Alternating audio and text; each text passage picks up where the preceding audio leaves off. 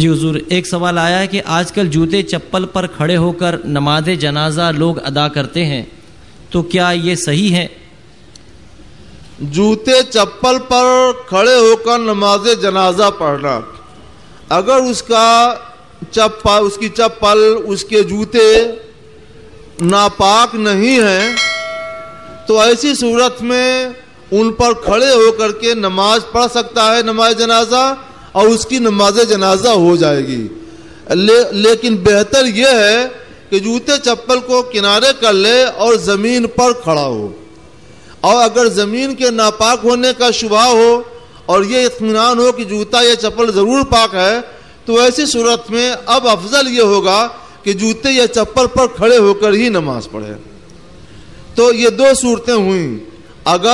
بلکہ تین صورتیں ہو جائیں گی۔